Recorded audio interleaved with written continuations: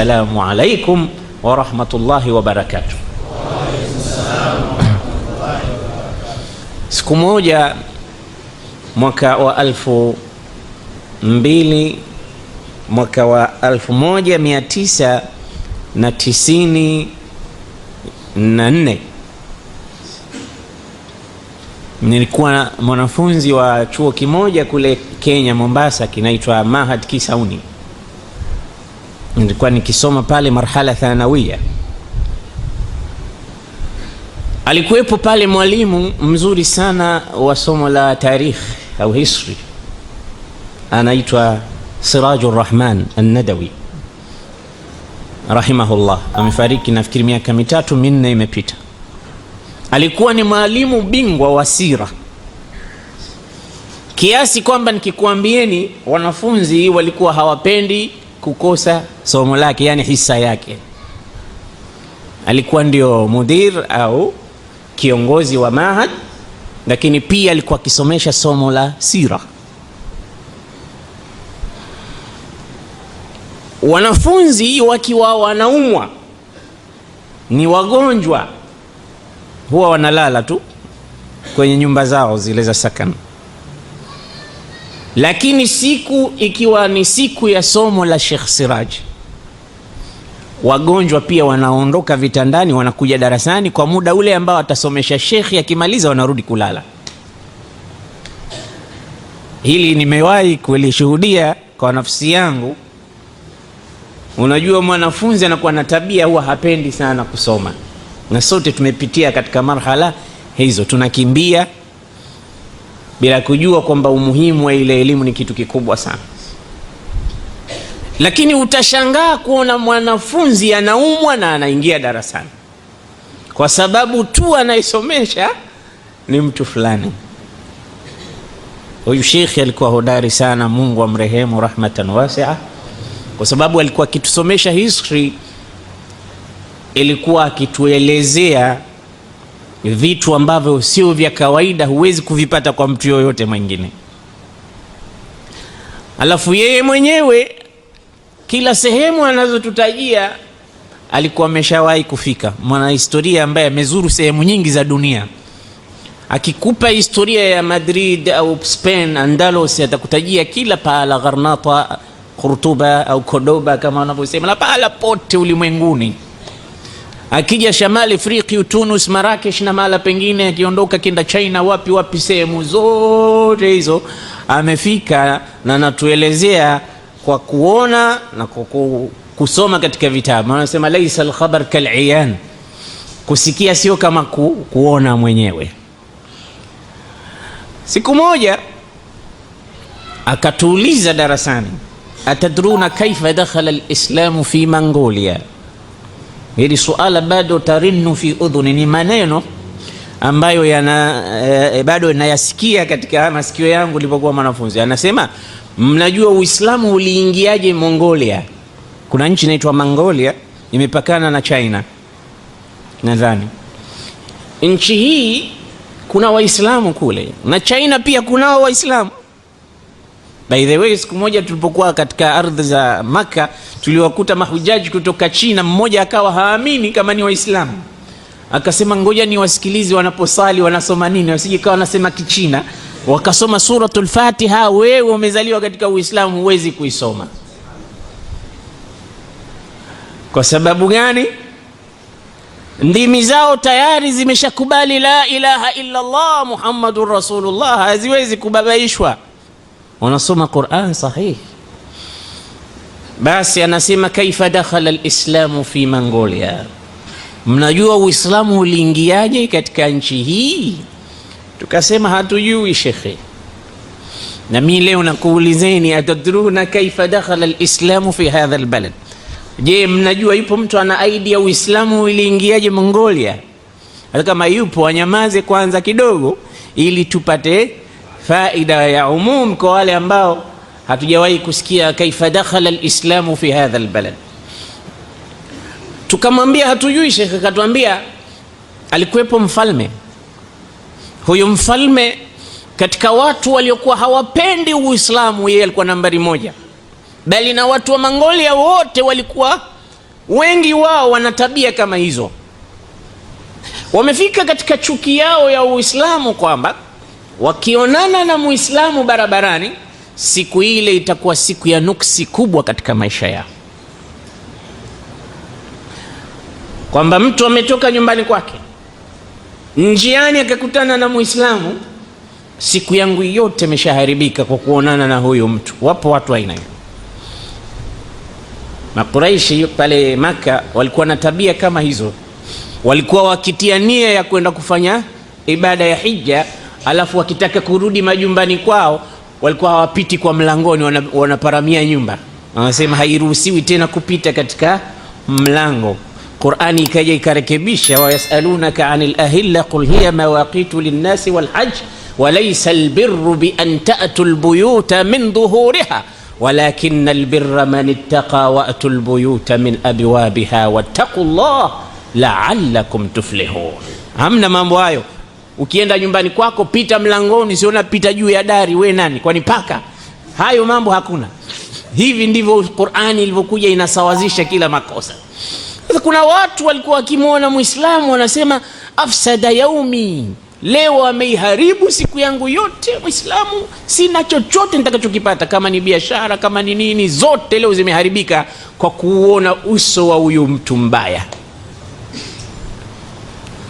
Wapo watu aina hiyo, na katika jamii ya watu fulani pia wapo katika sisi, wanaitikadi kwamba mtu akija dukani kwako asubuhi, mtu wa kwanza kama hujamuuzia kitu, basi wewe huuzi kitu. Kwa hiyo hujitahidi hawa watu wahakikishe mtu wa kwanza dukani wanamuuzia. Anaweza akaulizia labda sim tank iliyokuwa 100,000 labda inauzwa, yeye akaiuza mpaka 25,000 kwa sababu anaitakidi kwamba akiondoka bila ya kununua mtu wa kwanza, wote watakuja watauliza bei tu, ataondoka. Sasa vitu kama hivi vipo katika baadhi ya damu za watu, kwamba nikimwona Muislamu ukorofi, nuksi, uharibifu ndio ulioingia katika maisha yangu. Basi mfalme wa Mongolia alikuwa hivi. Siku moja alipokuwa anakwenda zake kusaka au kuwinda porini huko, njiani akakutana na shekhe mkubwa. Wapo Waislamu wachache, amfunga kilemba chake, amevaa nguo zake, wanajulikana Waislamu. Anapita mutawadhian, ana shughuli zake. Sasa njiani different direction, itijahul muakis. Mfalme anakuja, yuko juu ya farasi wake, chini kuna mbwa wake, amekamata upanga wake, anakwenda zake mwenyewe kusaka. Anakwenda kukutana na shekhe Muislamu mwanachuoni. Kufika njiani wakakutana uso kwa uso. Akasema, laqad afsadta yaumi ayuha almuslim, Muislamu ushaharibu siku yangu yote. Akageuza farasi wake, anarudi nyumbani. Hakuna tena mawindo, siku imeharibika, mimi ni kwenda kukaa tu. Ushaona sura ya hawa watu? Akamuuliza, madha, kwa nini unakwenda mfalme? Akamwambia, laqad afsadta yaumi, umeniharibia siku yangu. Ayuha almuslim, hadha kalbi afdalu mink, wewe huyu mbwa wangu huyu nilokuwa naye hapa, huyu ni bora kuliko wewe. Una hata sifa za kumfikia mbwa huyu. Huyu mbwa ni bora kuliko wewe. Msikiliza jibu la yule shekhe, akamwambiaje? Sahihun ma qulta ayuha almalik, ni sawa kabisa, ni ukweli kabisa ulioyasema. Hadha kalbuka ahsanu minni bishart in muttu ala alkufr amma wa in muttu ala aliman fa ana ahsanu minka wa min kalbik. Nikifa mimi katika ukafiri, ni kweli kabisa huyo mbwa wako atakuwa bora kuliko mimi mara milioni, lakini kama nitakufa katika iman, fa ana ahsanu minka wa min kalbik, mimi bora kuliko wewe, kuliko mbwa wako, kuliko kila kitu chako. Akashtuka kidogo mfalme alipotajwa iman.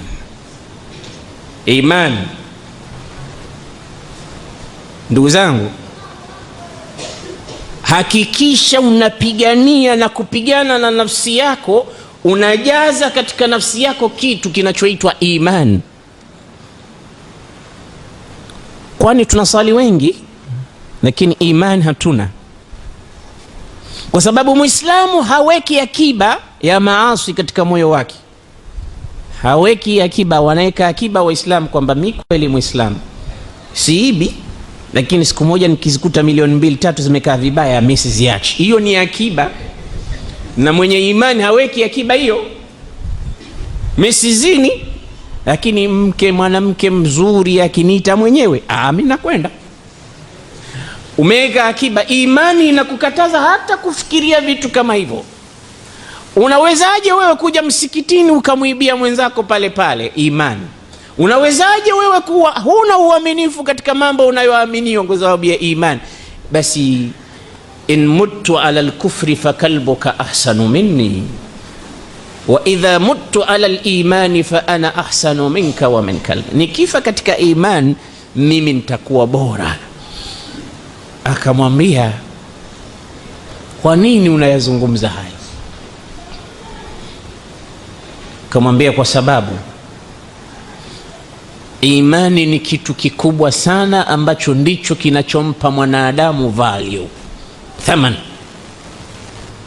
Na lau kwamba sio hiyo imani iliyotulia katika moyo wako, wewe usingekuwa na thamani, ungekuwa kama mnyama.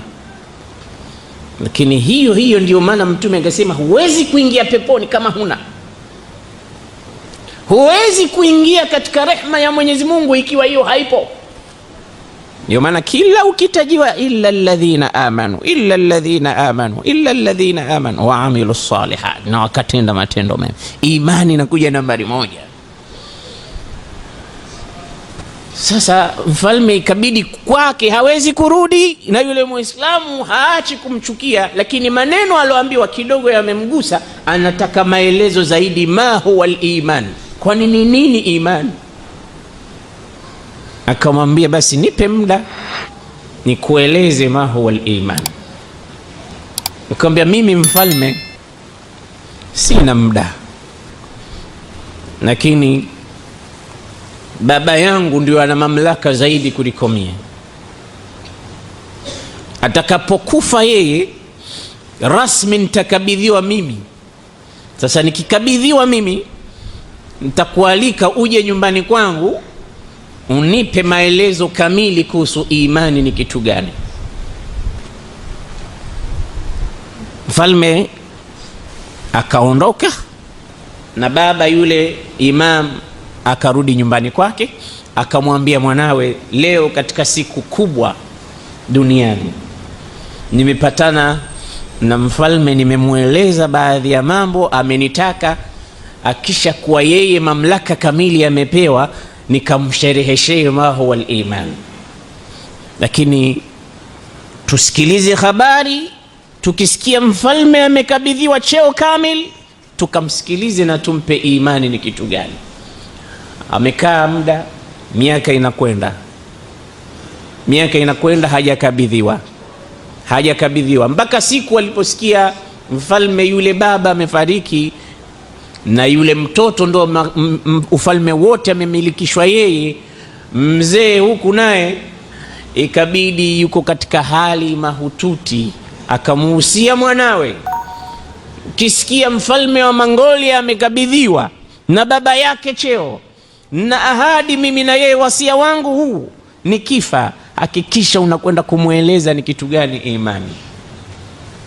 Mpaka imamu akafa na yeye kaja mtoto wake, bado anasubiri wasia, mpaka siku ikafika. Akaamua kwenda kuwaelezea watu wa Mongolia ma huwa al-iman kupitia kwa mfalme wao. Siku moja akafunga safari kijana wa shekhe, akafika katika jumba la mfalme, akaambiwa hapa ndipo anapokaa. Lakini ataingia vipi na bado itikadi ni ile ile kwamba Waislamu ni watu ambao wanaleta nuksi katika jamii ya Mongolia? Akigonga, unaenda wapi? Nataka kumuona mfalme. Haiwezekani, mnaleta nuksi tu, nenda. Na ahadi na baba yake, alikutana na baba yangu, kuna mambo kadha. Lakini yote aliambiwa huwezi kuonana naye kwa sababu huwezi kuonana na mfalme wa Mongolia kama wewe ni Muislamu. Usiku akauliza analala wapi mfalme, akaambiwa chumba chake hiki hapa. Basi wakati wa usiku yeye akasimama akatoa adhan, Allahu akbar, Allahu akbar. Mfalme amelala, watu wamelala, wanasikia sauti ya adhan, ikabidi amke.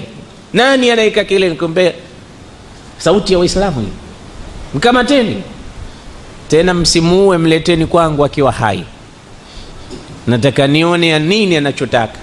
Lengo lake lilikuwa ni aletwe pale amueleze malengo yale aliyokutana na babake, ili ampe mahu wal iman.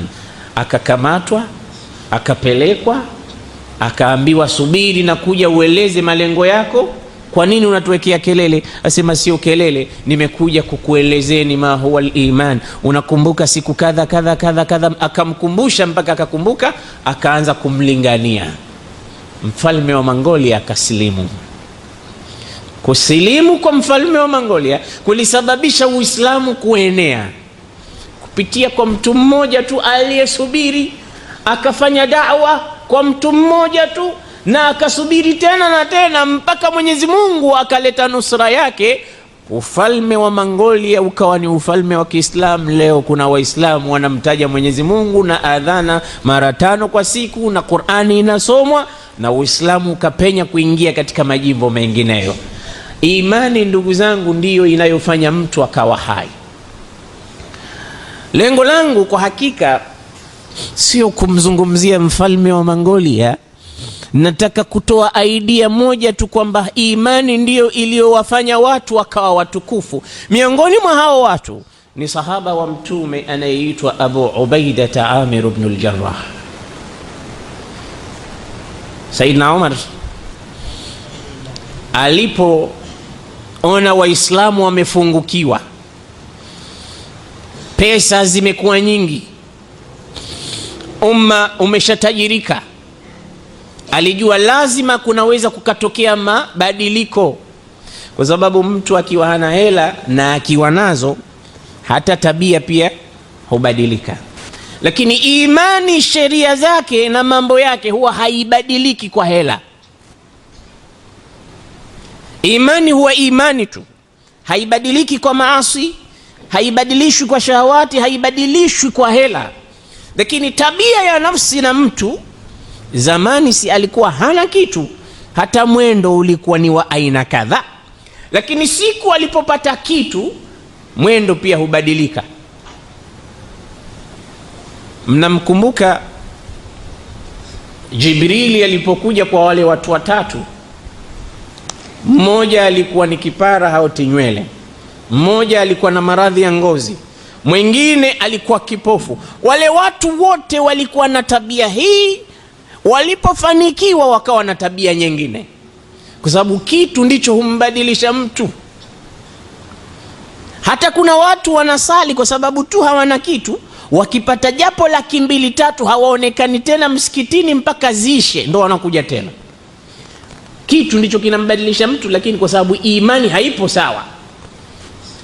Bwana, unatamani nini wewe? Jibril anauliza. Mimi natamani ngozi irudi kama za wenzangu.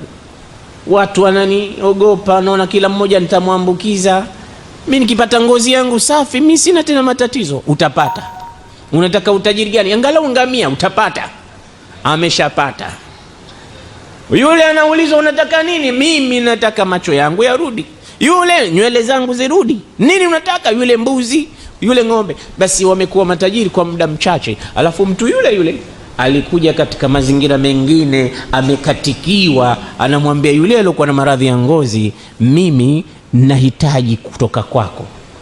Mungu amenipa mtihani, na safari haikamiliki mpaka kwake yeye na kwako. Unisaidie, nisaidie kiasi fulani, niunganishe safari yangu niende.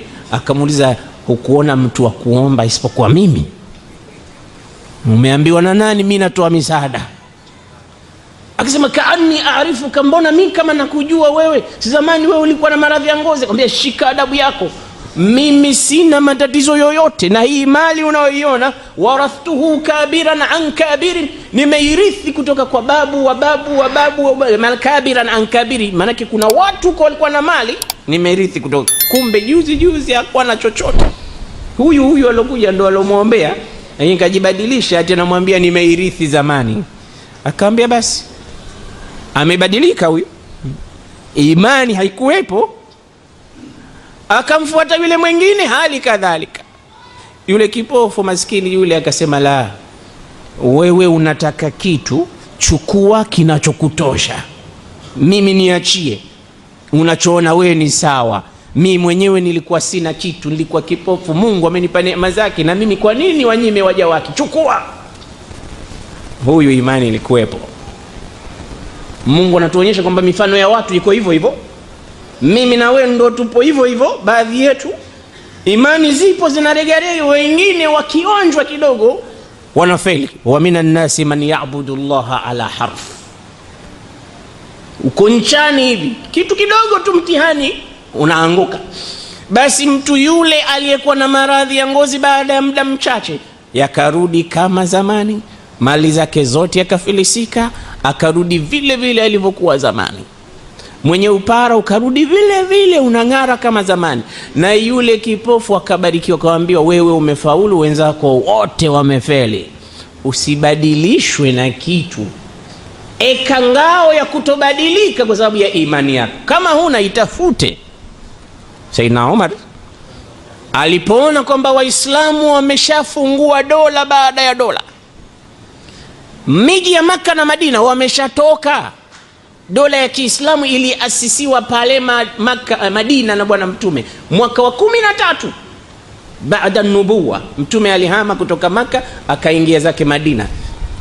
Mwaka wa kwanza Hijria Mtume akaasis daula. Tizama dola hiyo ilivyokwenda, ikaenda vizuri sana, kila kukicha inatanuka, na bado Mtume anawatabiria. Yupo hai Mtume akatabiri, sataftahuna alqistantiniya, nyinyi mtafika mpaka Qistantini Uturuki huko, mtafika mpaka huko na mtafungua, itakuja kuwa dola ya Kiislamu. Na mkiingia hapo, fa ni'mal amiru hadha aljaysh wa ni'mal jayshu, jeshi hilo lilikuwa litafungua Qistantini ni jeshi bora, na amiri wake atakuwa amiri bora. Mtume anazungumza maneno haya mwaka wa kwanza au katika dola ya karne ya kwanza yake yeye Mtume sallam. Qistantini ilifunguliwa mwaka 1300 au 1453, yani 1453, kalenda hii ya mshahara tunayohesabu. Mwaka 1453 ndo Muhammadul Fatih alipoingia Qistantini, akaifungua Istanbuli, ikawa dola ya Kiislamu. Kiangalieni maneno ya Mtume, anaona huko mbali, pazia zote zimeondoshwa hapo. Mwaka aliosema yeye mpaka kuja kutokea maneno hayo zimepita karne baada ya karne. Subhanallah. Sayyidina Umar yalianza kufungua, na kuna viongozi wake hawa ukisoma historia utawapata ndio walikuwa wakifungua baladun tilwal balad.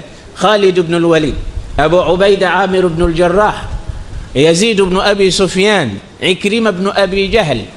Hawa watu hawa walikuwa mahodari. Sharahbil ibn Hasana, hawa vijana walikuwa hatari. Miji yote imefunguliwa na Waislamu wakaanza kuneemeka kutokea wakati, kwa sababu ulikuwa kama hutosilimu utatoa kodi jizya, na ukiwa katika miji yote na mali zote zinaangukia katika Baiti Mali Muslim. Hamjasoma historia mkakuta kwamba Umar ibn Abdul Aziz alitangaza, akauliza yuko wapi fukara aje achukue zaka? Hakwenda fukara hata mmoja. Waislamu hawakuwa na shida, hakukuwa na fukara, hakukuwa na maskini. Qada ala alfaqri tamaman, alimaliza ufukara. Waislamu walimaliza ufukara. Jamani, njoni mchukue zaka. Haji mtu anayeambiwa toa zaka, njoo uchukue zaka, anasema mimi nataka nitoe, sio kwenda kupokea. Lakini leo ukiuliza nani anastahili kupewa zaka, wallahi watakuja mpaka matajiri kupokea zaka, kwa hali ilivyokuwa leo. Yeye pia atakwambia mimi nastahili kupewa zaka. Naam. Lakini Uislamu tukiusoma huko, walimaliza tatizo la fukara, ajira, matatizo yote kwa sababu ya hizi futuhu. Na wenye nchi pale walikuwa wakisherehekea kwa Uislamu kuingia pale. Uislamu ukiingia katika nchi hauwadhalilishi wananchi. unawakomboa. Muhammad al-Fatih alipoingia Uturuki, Marumani wale wanapiga magoma yao siku walipokuwa madhalilifu. Anauliza, hayo magoma ya nini nyuma ya Sofia pale? Magoma ya nini? Wanasema hawa ni kawaida yao, likiingia jeshi likiwashinda huwa wanayapiga hayo magoma, wanasema kwamba tunajiandaa kwa kifo, maana wameshatushinda, waje tuwatuchinje tumalizike. Anaambia, nani aliwaambia tumekuja kuchinja watu? Sisi sio kazi yetu kuja kuua watu, sisi tumekuja kuwagomboa wao. Rabi'i ibn Amir anasemaje? Akhrajana min ibadati al-ibadi ila ibadati rabbil ibad. Mtume alitutoa kutoka ibada ya kuabudu watu tunakwenda kumwabudu aliyewaumba watu. Hatumfanyi mtu mtumwa. Mata sta'badtum an-nasa wa qad waladatuhum ummahatuhum ahrara. Na Sayyidina Umar, sisi tunawakomboa watu bwana. Hata system ya jihadi ilivyokuwa kitangazwa na bwana Mtume tofauti kabisa na leo. Kanuni za vita, Mtume alikuwa akiwaambia watu wanakwenda jihadi, wanawaambiaje?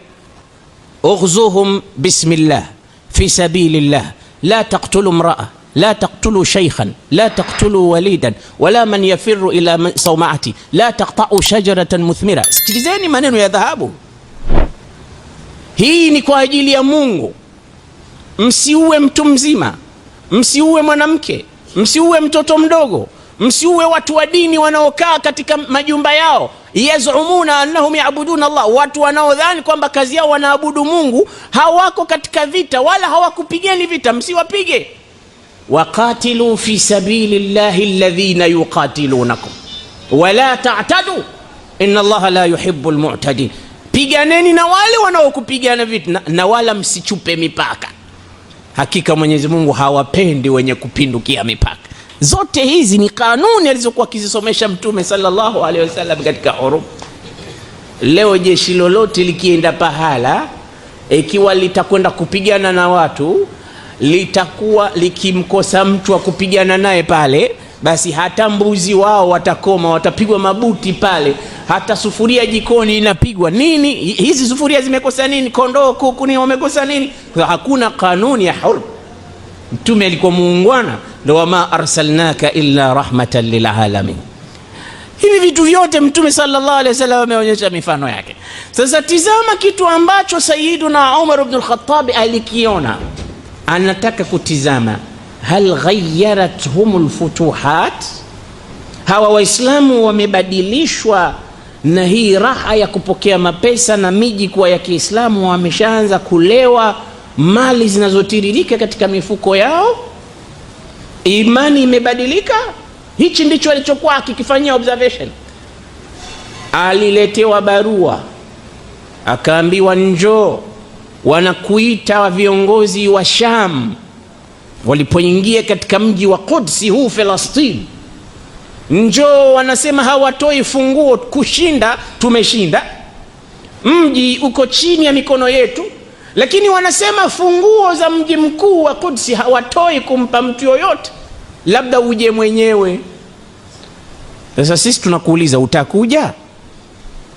Na wale walifikiria Omar haji, akasema nakuja. Akapanda ngamia wake pamoja na mfanyakazi wake, wakaondoka Madina, wanakuja zao Quds.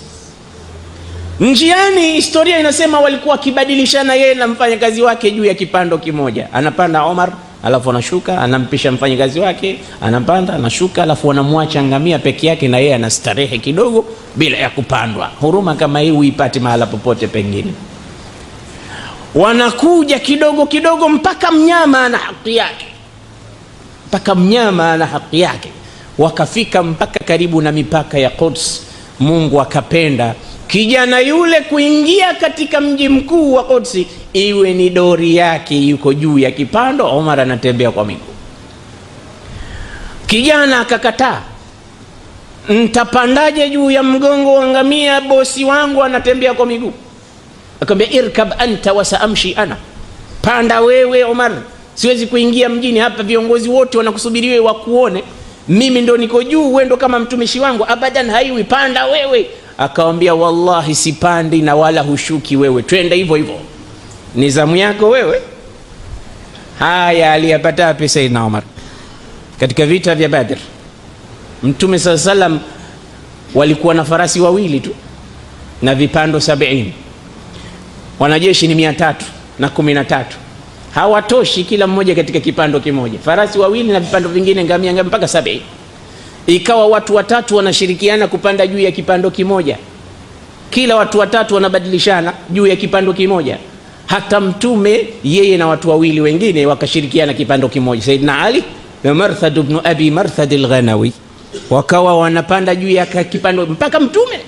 Ali ni kijana wakati huo, anamwambia Marthad, tumwachie Mtume, ye mtu mzima, mimi na wewe tutembee kwa miguu twende zetu Badri, kilomita 150 kilomita. Akaambia Mtume, panda, sisi tumekuachia wewe, dauri yetu tunakuachia. Mtume akasema, la lastuma aqwa minni walastu aghna ankum fil ajr, nyinyi hamna nguvu kuliko mimi, wala mimi sijatosheka na thawabu kama nyinyi, na mimi pia niacheni nitembee kwa miguu. Inni a'lamu anna kulla khatwatin fi sabilillahi daraja, sababu najua kila hatua moja katika sabila napanda daraja. Mtume anasema sijatosheka na thawabu kwamba basi. Kuna jamaa nasikia alikaa miaka 10 Maka, alikuwa kisali sala zote pale haram. Alipokuja Afrika akasema, jamani, sasa hivi nina haki ya kupumzika, maana nilikuwa nikisali pale sala moja kwa laki, sala moja kwa laki, zimekuwa laki ngapi? Mimi sina haja tena ya kusali, mimi nikae tu hapa. Ishatosheka huyu, una thawabu, kishatosheka. Mtume anasema lastu aghna minkum fil ajr, sijatosheka bado. Omar akaingia katika mji anatembea kwa miguu, wakapita sehemu kumenyesha mvua, anasema fashammara Umaru thiyaba, akanyanyua nguo zake akakanyaga kwenye matope, anaonekana anakanyaga, anakwenda. Akafika akakabidhiwa ufunguo bila ya mjadala,